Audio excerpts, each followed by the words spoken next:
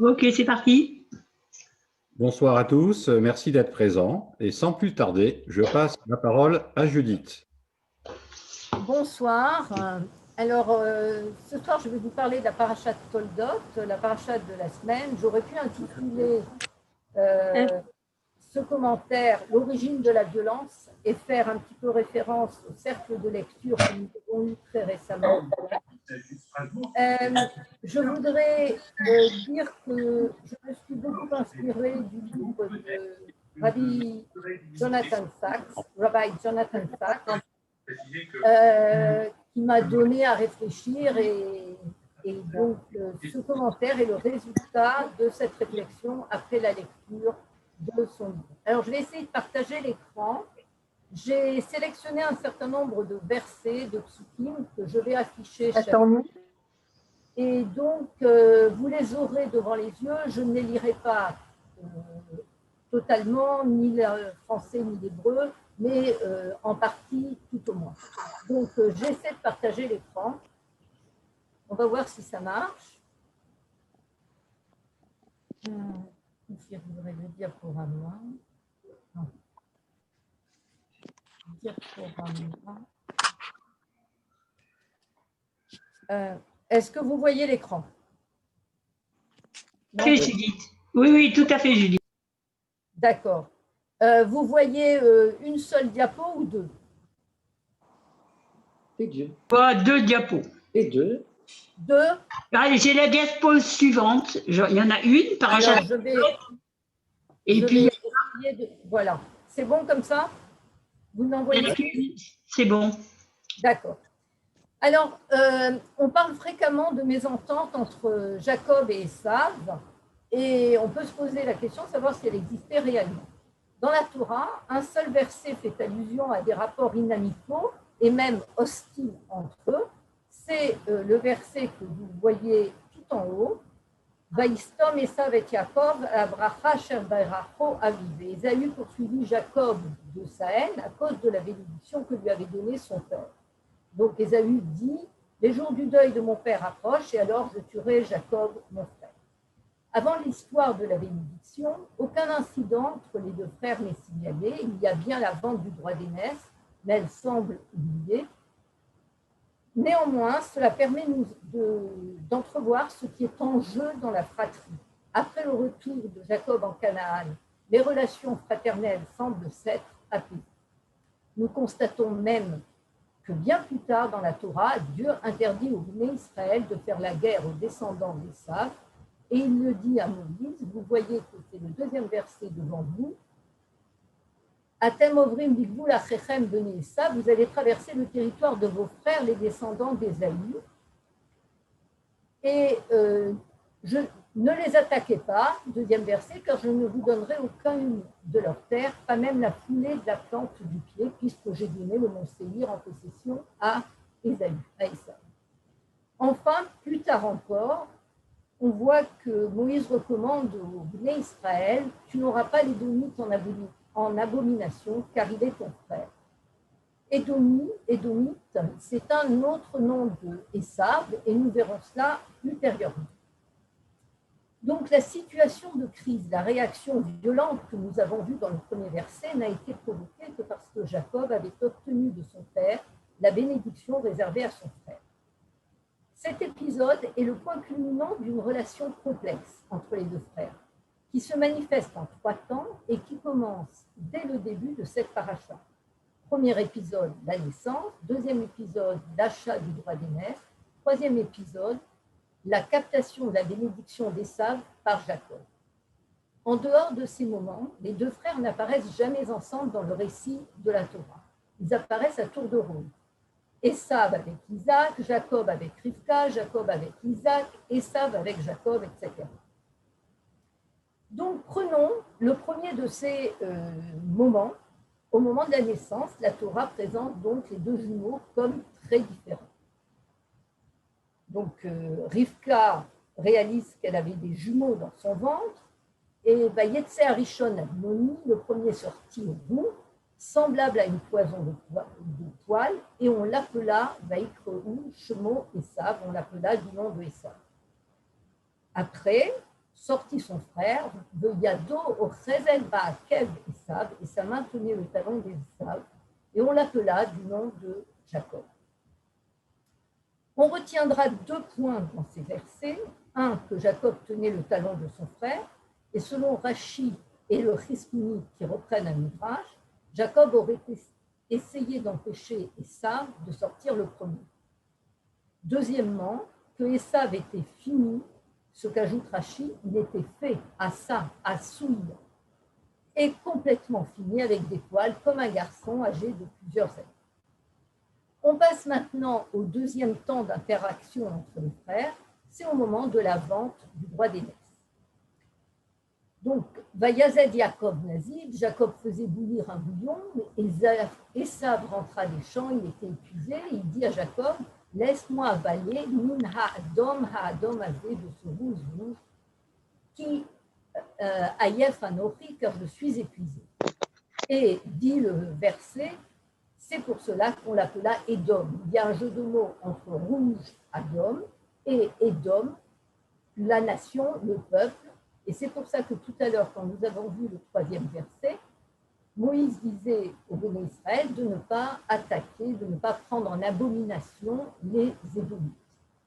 Donc Jacob, ici dans ce passage, répond immédiatement Michora chayomet bochoratra li, vends-moi sur l'heure ton droit d'aînesse.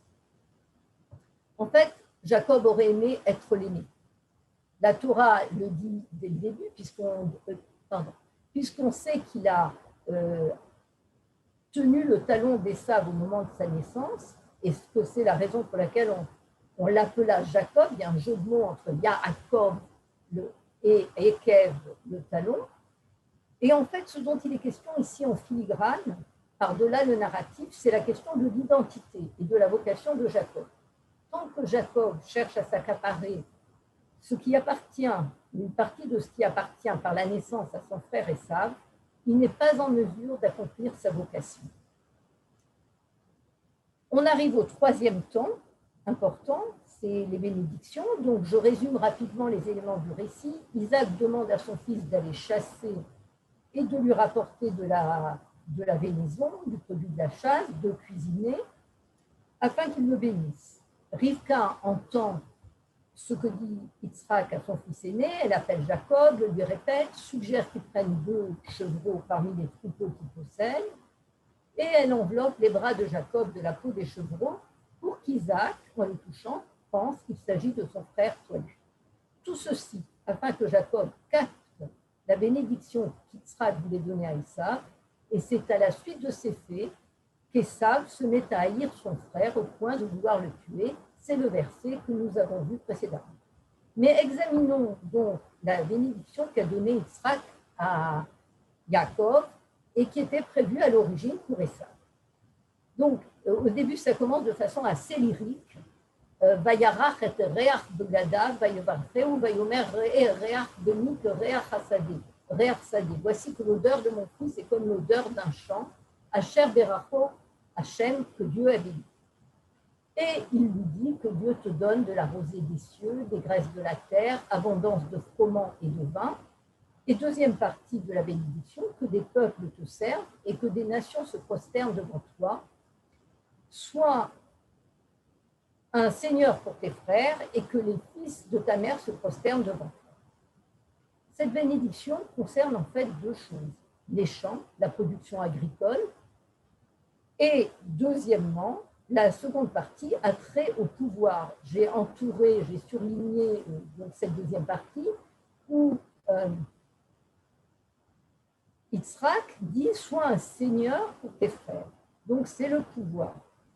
Esav, pour qui cette bénédiction était prévue, est destiné à devenir un riche et puissant seigneur, et c'est Jacob, déguisé en Esav, qui a obtenu cette bénédiction. Quand Esav rentre de la chasse, on assiste à une scène où père et fils comprennent ce qui s'est passé. Et donc, le père dit, Yitzhak dit, ton frère est venu par ruse, Bemirma, que j'ai entouré également, que j'ai surligné.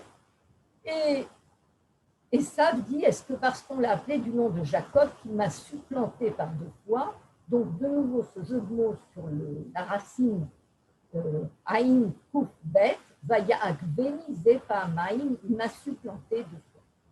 Donc Esav pleure, son père lui octroie une bénédiction différente de celle qu'a reçue Jacob, et c'est à ce moment-là qu'intervient le verset que j'ai cité en premier, Vaïstom Esav et Yaakov, Esav poursuivit Jacob de sa haine. On a à la lecture de ce passage des sentiments contrastés. Esav semble être un brave garçon qui aime le plein air, la chasse, la bonne nourriture, tandis que Jacob, celui qui va transmettre l'héritage de ses pères, agit de façon assez déconcertante. Yitzhak parle même de ruse pour Jacob, et Esav semble dire qu'il s'est fait piéger à 2 reprises. La colère de Esav et son désir de vengeance nous semblent presque compréhensible. Et là est l'origine de la violence qui anime Esav. Pour revenir à la question de l'identité et de la vocation de Jacob, la bénédiction que Yitzhak donne à Jacob, tout en pensant s'adresser à Esav, est une bénédiction qui n'a rien à voir avec celle de ses pères, celle que lui-même a reçue de Abraham. Il est question de rosée, d'abondance matérielle, de puissance, mais nullement de porter le message de Dieu qui s'est révélé à ses pères. Et il paraît très curieux que la vocation de Jacob puisse s'accomplir avec cette bénédiction. Comme je l'ai dit également précédemment, les relations vont s'apaiser entre les 2 frères et il n'y a pas dans la Torah le moindre indice d'un conflit ultérieur. Et tout le mérite en revient à Jacob, qui en quelque sorte a su faire ce qu'il fallait pour dénouer la situation et renouer avec son frère. Jacob quitte père et mère pour se protéger, s'enfuit à Haran. Son éloignement se décline aussi en 3 temps que je ne développerai pas: le rêve de l'échelle, le séjour chez Lavan, dont nous allons reparler, et la lutte avec l'ange. Quand Jacob arrive seul chez Lavan, il a les mains vides. Et si le miracle du puits se reproduit, il a rencontré celle qui devait devenir sa femme, la suite n'est pas aussi simple. Rappelez-vous, le dernier contact que Lavan avait eu avec ses cousins, c'était lorsqu'Eliezer, le serviteur ou l'homme de confiance d'Abraham, était venu chercher une jeune fille de la famille pour le fils de son maître, Yitzhak. Eliezer était arrivé avec une caravane de chameaux chargée de cadeaux de valeur pour la jeune fille, Rivka, mais également pour les parents. Jacob arrive seul, les mains vides. Imaginez l'impression qu'il produit sur Lavan, le frère de sa mère. Lorsqu'il s'adresse à Lavan pour demander la main de sa fille, Rachel, dont il est tombé amoureux, il doit s'engager à travailler 7 ans pour elle. La suite, vous la connaissez. Alors que Jacob voulait épouser Rachel, Lavan introduisit sa fille Léa, l'aînée, auprès de Jacob. Et quand ce dernier découvre la supercherie, il dit à Lavan: Lama rimitani, pourquoi m'as-tu trompé? On retrouve la même racine que le mot qu'avait employé, c'était un substantif, qu'avait employé Yitzhak pour qualifier la conduite de Jacob. Il a agi par ruse, bemirma. Et là, on a lama rimitani. Et la réponse de Lavan est aussi assez intéressante. C'est une chose qui ne se fait pas chez nous que de donner la cadette avant l'aîné. Atseira lifne abri. Donc, on retrouve 3 mots importants. Rima, la ruse, et également donc Saïr, le cadet, Bechor, l'aîné, qui sont des mots qui ont été employés par Jacob lorsqu'il se faisait bénir par Yitzhak à la place d'Esav, et par Esav lui-même quand il dit Ani Bechorcha, je suis ton aîné. Il est difficile de penser que Jacob n'a pas perçu la réponse de Lavan comme une réprimande. À la question de Jacob, pourquoi m'as-tu trompé? Lavan apporte une justification. Sa conduite poétique est dictée par la nécessité de respecter les us et coutumes. Ah oui, je ne peux pas, ça ne se fait pas chez nous que de donner la cadette avant l'aîné. Quels arguments Jacob peut-il opposer? Aucun. Jacob est piégé et doit se plier à ce que décide Lavan, à savoir travailler 7 autres années pour Rachel. pour Rachel. C'est ce que nous dit la Torah, Vayas Yaakov Chen, Jacob a agi ainsi. Il faut comprendre, en d'autres termes, que Jacob s'est incliné et a accepté la rude leçon infligée par son oncle. Est-ce à ce moment-là qu'il prit la mesure de sa conduite avec son frère Esav? Est-ce la distance géographique qui lui permit de prendre du recul et de mieux comprendre ce qui s'était joué? Est-ce la maturité qu'il avait assagie? La Torah ne nous le dit pas, mais en revanche, elle relate l'angoisse de Jacob avant sa rencontre avec Esav, les préparatifs minutieux qu'il a faits et la nuit blanche qu'il a passée à se battre avec un malach, un ange ou un envoyé.